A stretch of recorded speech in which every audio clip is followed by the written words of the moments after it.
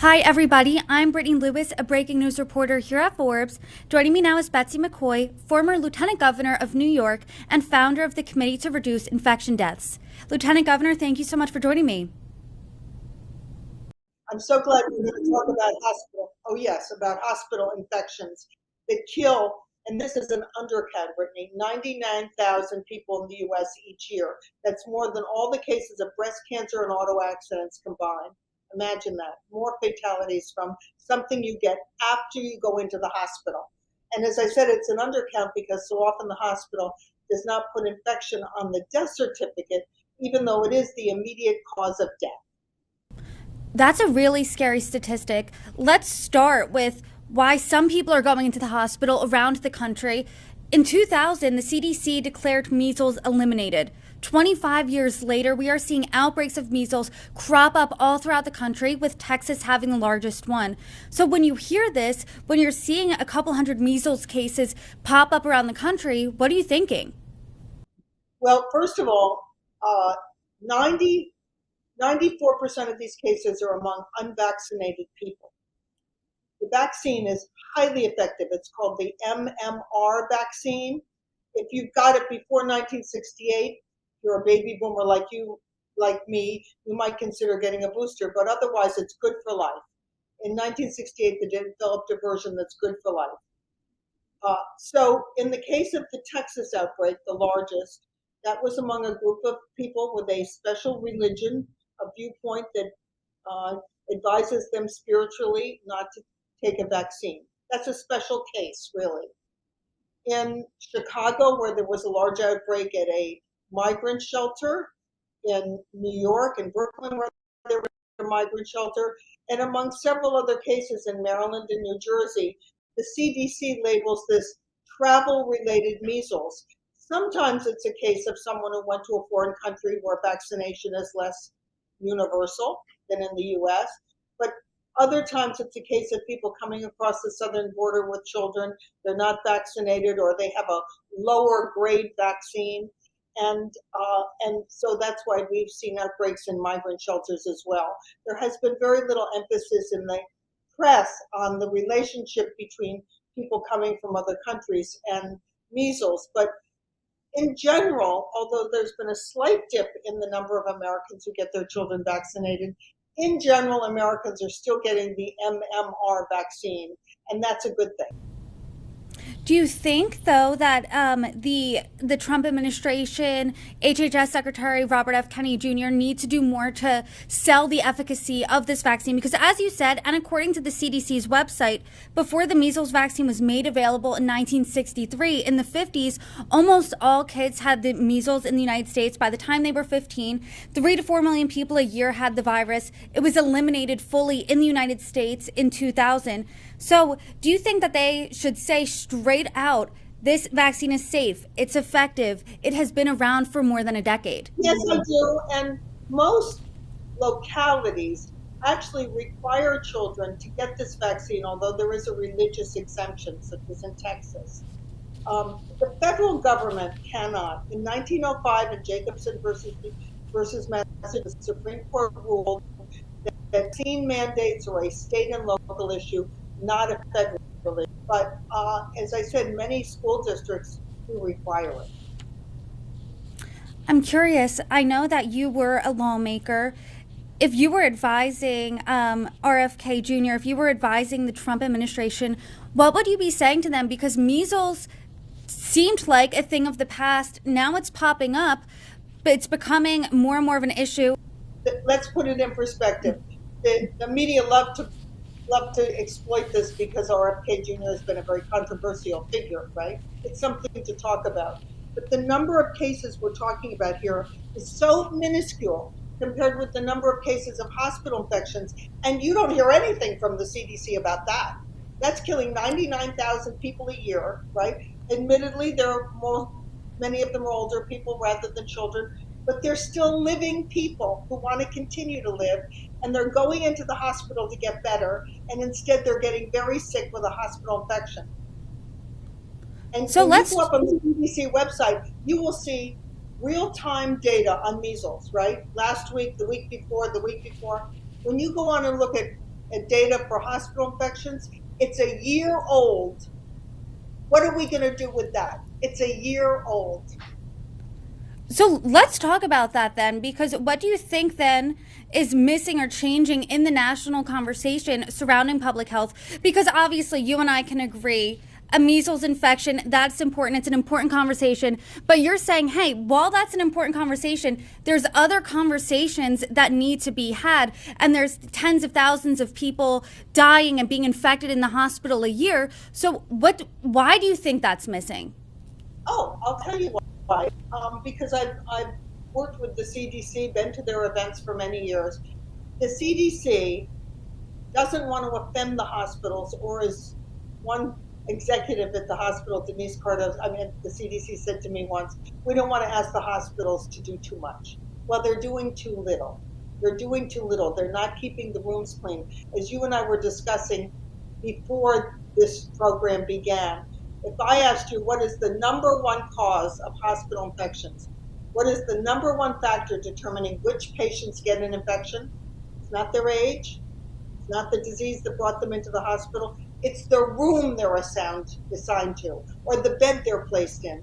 If they're assigned to a room or placed in a bed and a previous occupant of that room or bed had an infection, they are going to get it. According to the Columbia School of Nursing, the risk goes up 583% because that previous patient was discharged, but their germs were left behind on the bed rail, on the call button, on the TV controls, on the privacy curtain, left behind to infect the next patient. I mean, I know personally people that have gone into the hospital for one thing, been infected while they were in the hospital. I'm sure based on your stat, there are plenty of people with a similar story. Then what would you advise the Trump administration? What would you advise HHS Secretary RFK Jr., who has been lauded as a change maker here, controversial, but still a change maker? What would you want him to do? I would urge him to insist on transparency, first of all. When I founded RID 20 years ago, not one state required hospitals to disclose their infection rates. Now we're up to 38 and we're hoping to get to 50. But we're pressing there for state legislation. The CDC could do a lot. When they put out their reports on an, quote, outbreak of a special pathogen like MRSA, for example, in a hospital, they never use the name of the hospital. They call it Hospital A or Hospital B, so nobody will know. Well, if you were going into the hospital to have a baby and there was an outbreak of MRSA in the neonatal intensive care unit, wouldn't you want to know? Of course you would. The public deserves to know which hospitals are struggling with these pathogens. And there's one out there now called Candida auris. It came to this country in 2016. It's an unusual infection. It's a fungal infection. It has a 50% mortality rate. The number of infections is still small, but increasing very rapidly. It started in just a few hospitals in Brooklyn and northern New Jersey. But the CDC didn't say to those hospitals, be sure to tell everybody you're struggling with this and flag a patient's chart. So when they go to another hospital, the other hospital will be aware, right? No. Instead, silence pervaded the whole project. Now, over half the states in the U.S. are struggling with this. Their hospitals are now infected with this fungal pathogen, right? It's a real threat to patient safety, and it's because they chose secrecy instead of transparency. They chose to keep it a secret where this infection was, for the short-term benefit, business benefit of a hospital, instead of being transparent. My organization actually sued the state of New York with a FOIA suit in 2019 to get that information. And USA Today, a newspaper, did it again more recently so that New Yorkers could see a list of which hospitals and nursing homes were struggling with this highly lethal pathogen. So I would say to the Trump administration, tell the CDC to, quote, come clean on hospital infections.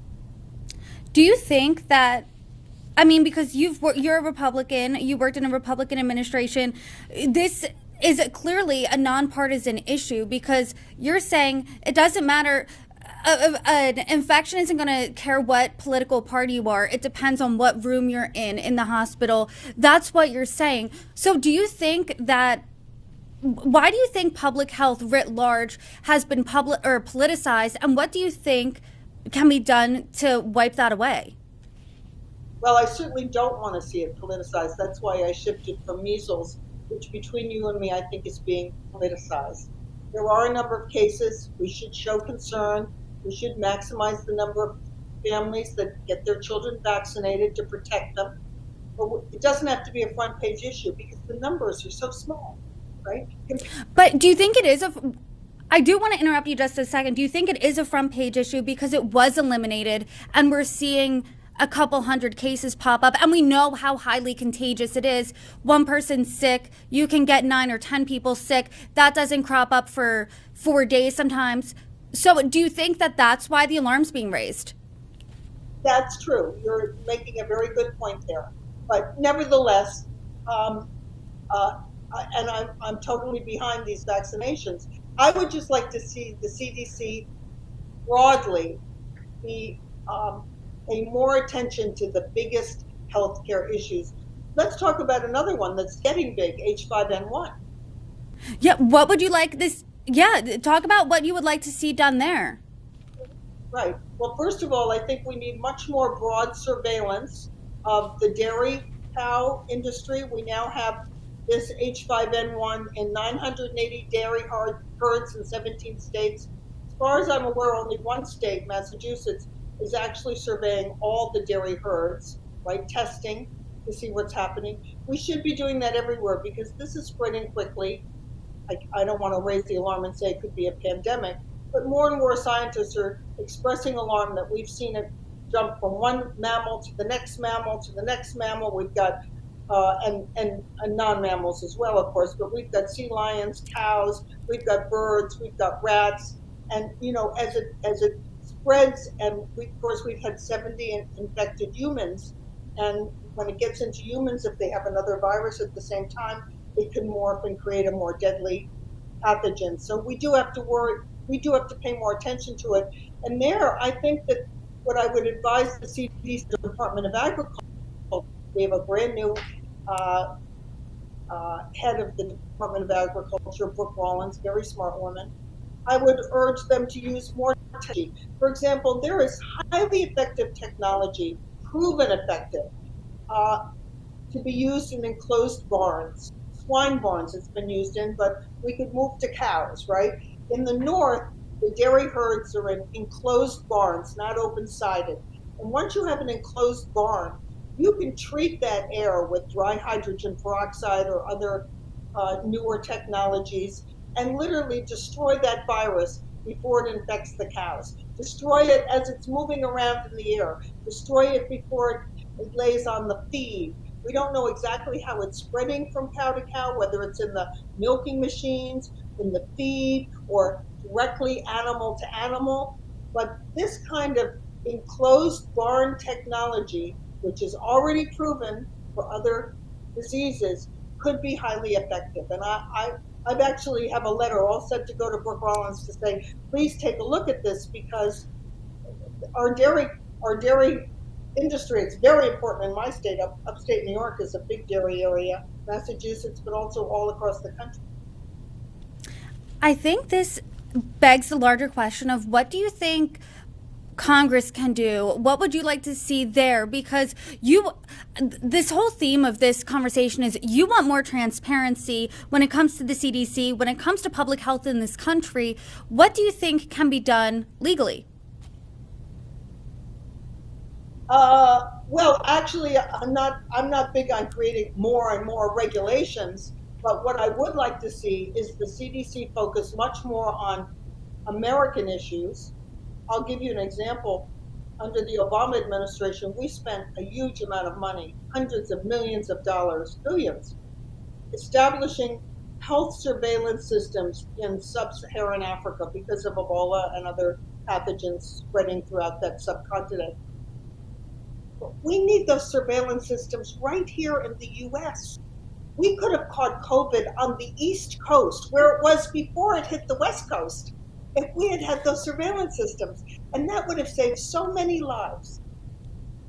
What do you think are some lessons we could have learned? Because if you can believe it, it's 2025 now. 5 years ago at this time, we were on the cusp of a pandemic that, I mean, frankly, no one would have guessed what the next couple of years would hold. If you told me that 5 years ago, I would have no idea what would have happened then. What lessons do you think we could learn then? Because you did say pandemic. You said, I don't want to raise the alarm. This might not be a pandemic, but you did say the P word. Number one, don't censor the scientists. Many of the scientists who said don't lock down these stores and businesses, protect the elderly, focus on the most vulnerable population, they were right, but they were censored brutally, brutally, career-ending censorship, right? So that's number one. Let the truth out. Let us debate every issue. Some people may say I'm wrong about hospital infections. We shouldn't pay so much attention to them, right? I've heard doctors say, well, a lot of the people dying are elderly anyway. Don't censor the scientists. No matter what the issue is, let's have a robust, data-driven debate. Lieutenant Governor, I certainly appreciate the conversation today. Thank you so much for joining me. Thank you, and please come to hospitalinfection.org. Lots of information about all of these pathogens, right?